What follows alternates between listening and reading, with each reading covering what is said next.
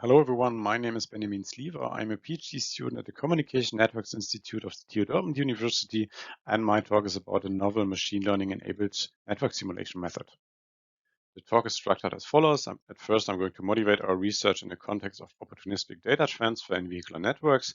So hereby we take a look at the emerging field of data as the new oil for the automotive industry and what this means for the future cellular networks. Then I'm going to show some basics about the data-driven network simulation method, which integrates machine learning models into simulation processes. And then I'm going to show our proposal, which is the hybrid data-driven and model-based network simulation approach, which is able to compensate some shortcomings of the classical data-driven network simulation method. Then we're going to take a look at some validation results. So hereby we compare the novel method against the existing data-driven network simulation method, against system-level network simulation, and even against real-world measurements. Finally, the talk is concluded and future work is motivated. Data has been called the new oil of the automotive industry, and according to a forecast by Intel, the averagely driven autonomous vehicle will generate 4,000 gigabytes of data per day each day. Now, if we have a fleet of vehicles and they all gather data and use the cellular network infrastructure to transmit this data to an application server, this is a great opportunity for more like crowd-sensing enabled data analysis, for example, in the field of traffic flow optimization. However, for the cellular network infrastructure, it's a tremendous challenge because of the implied channel dynamics and the coexistence in this mobile scenario. So you can see here that the channel quality is highly varying along vehicular trajectories. So this means that also the resource efficiency is highly depending on the current network quality, and sporadically we are also facing situations of packet loss, and then we have to take some countermeasures. In addition, also the power consumption of the mobile device is highly depending on the received network quality. In addition, we have this, the challenge of coexistence. So this means here we have a shared radio medium, and the limited resources are shared between machine-type communication devices and human cell users. So this is a resource competition situation. And now we can extend our network infrastructure, we can acquire additional spectrum resources, but this also means that we have to invest some money into the field, and a better approach would be to utilize the existing network resources in a more efficient way. And that's what our research is about.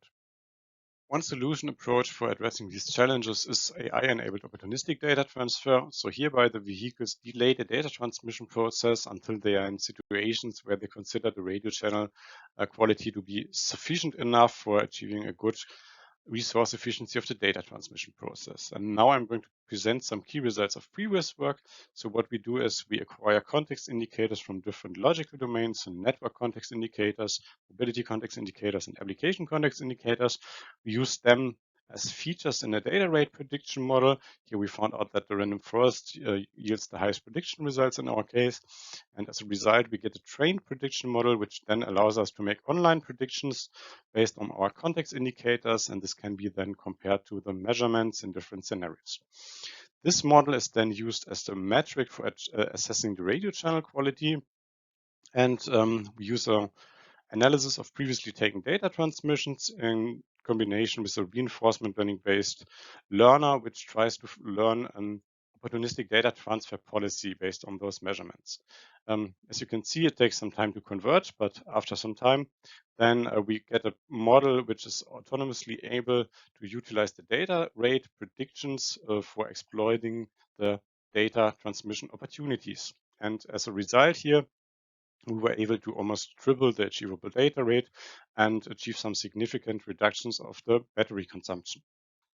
However, a crucial point in the system optimization phase here is access to a scientific method which is able to accurately represent the network phenomena in a defined environment, and also which is fast enough for being able to consider a lot of different variants. So if we take a look at our available methods, we can perform real-world experiments. They are highly accurate, but a problem here is the temporal effort implied, and also it's almost impossible to set up a scenario in the complete setting twice, so it's not really able to achieve good reproducibility. What we can also do is we can analyze Analytical models, however, the high system complexity here of this scenarios makes it almost impossible to achieve accurate results. Nevertheless, they are very fast. Therefore, as a consequence, in most times use network simulation. And in the next section, we are going to take a look at the network simulations. A generic simulation setup looks like this. So we have our user equipments. They are connected to the radio network infrastructure. There's some core network functionality, and then the communication is targeted as a cloud server. Within those entities, we have a protocol stack and also cross-layer dependencies between the different layers of the protocol stack. And within the simulation, then we start with simulating the mobility. This has an impact on the radio channel dynamics. There's some interaction with the protocols, and finally, we get some results. If we now have a concrete real-world scenario and we want to migrate the scenario to a simulation setup, we are confronted with some challenges because we have to make some simplifications. So, for example, we are using radio channel models.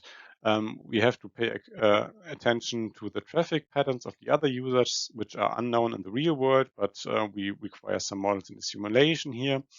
For the parameterization of the infrastructure of the network, we are confronted with unknown parameter values because they're kept confidentially by the mobile network operators, for example, the scheduling policy, handover policy, and also the configuration of the radio network infrastructure. And we might also encounter situations where we can observe phenomena in the real world, for example, carrier aggregation and transmission power control, which are not yet implemented in the network simulator. So as an alternative to this method, the data-driven network simulation approach has been proposed. So hereby, we apply a completely different approach. We use measurements in the real world to extract the context indicators and the corresponding end-to-end key performance indicators. And then we replay our context traces, use a combination of different machine learning models, and we immediately get our results. Now we have the components ready for simulating anticipatory vehicular communication networks. If we take a look at the transmission profiles of real-world measurements from different mobile network operators in different scenarios here, we can see that if we use the data-driven network simulation method, which is applied on the replayed context traces, and we get very similarly looking transmission profiles. So apparently we achieve a good accuracy of the prediction results. What we also achieve is a high computational efficiency because basically we are analyzing analytical models for the end-to-end behavior here. Now, the great disadvantages is the trace-based approach here. So this means that we're having a problem with the flexibility because our analysis is bound to the trajectories of the underlying measurements. Therefore, we propose an extension to the classical DDNS approach. So hereby, we use a multidimensional radio environmental map, which replaces the trace-based approach, and it aggregates the measurements from the different context domains within a grid structure. This then allows us to perform model-based mobility simulation with arbitrary trajectories, and for each simulated position here, we can get the corresponding network quality indicators from our radio environmental map. This is then used as a feature set for the machine learning process within a classical data-driven network simulation method, and this allows us then to analyze the performance of our novel method under study here. As the context features, we use the network context domain. Those are then really simulated using the radio environmental maps. And here we have the RSRP, RSRQ, SINR, CQI, timing advance, and the carrier frequency. We have the mobility context features. Those are acquired during the the model-based simulation setup. And here we have the velocity of the vehicle and also the cell ID of the connected base station. Finally, we have the application context features, which is the payload size of the data packet to be transmitted, and those are also acquired from the simulation process. When using radio environmental maps for modeling the network dynamics, we are confronted with choosing a right cell granularity. So this then defines how many measurements are aggregated within a single cell, and it also has an impact on the resulting lookup error of the different features of our prediction model. So here you can see the results for the RSRP, and probably as expected, the error increases if we increase the cell width. This is the case because of the channel coherence. If we have a high cell width, then two positions within a single cell might be impacted by significant differences in the radio propagation, and as a consequence, we get a high prediction error. While one would intuitively go then for the lowest possible cell width, we see here that we are introducing gaps in the REM. So this means that most of our cells here only contain a single value, and there are no measurements in between neighboring cells.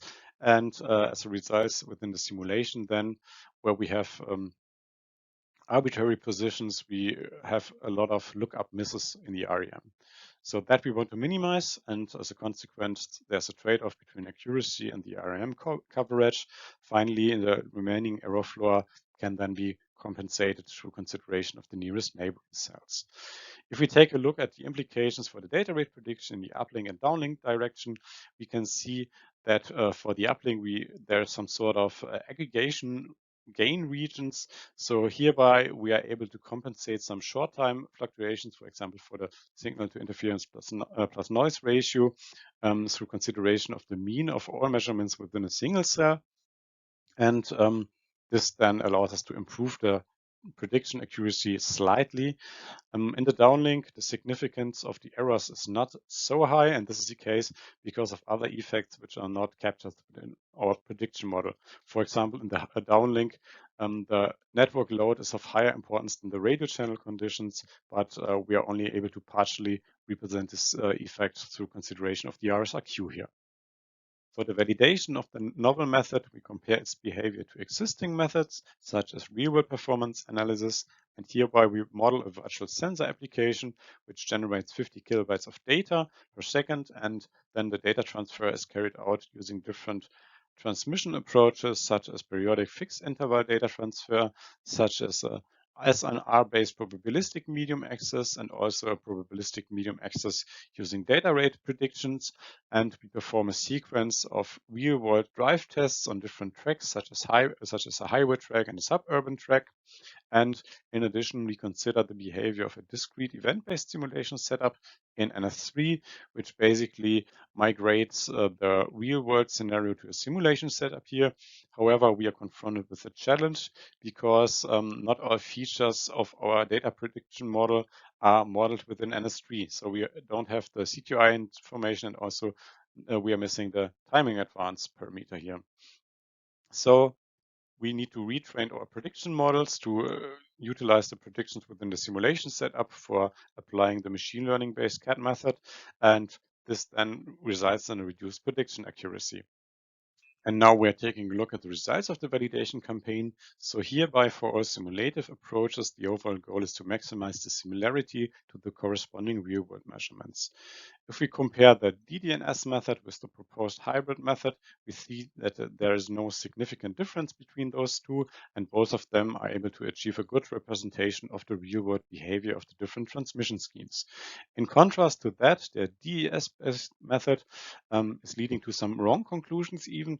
So for the SINR-based channel-aware transmission scheme here, apparently the data rate is higher than for the machine learning-based method, and in the real world, it's completely the opposite. So this fact is caused by the unknown parameters in the simulation. So for example, the traffic load introduced by additional users here, and also by the simplifications related to the radio channel modeling. If we take a look at the computational efficiency here, we see that the DDNS method achieves massive reductions of the simulation time in comparison to the classical network simulation, which uses entity-based modeling. However, if we now take a look at the hybrid method, we see that there we have a reduction by a factor of 100. So hereby this means that the model-based part of the simulation increases than the simulation time. However, we are still massively faster than the classical DES approach due to the high resource efficiency of the data-driven modeling of the communication process. So in order to conclude, I've presented the hybrid data-driven and model-based vehicular network simulation method, which combines the core functionalities of both approaches. In future work, we are going to work on extending the prediction accuracy of the data rate prediction model for example, through consideration of network information. And we're also working on a hybrid method which takes into account data-driven and DS-based simulation. Thank you very much for your attention. I'm looking forward to answering your questions.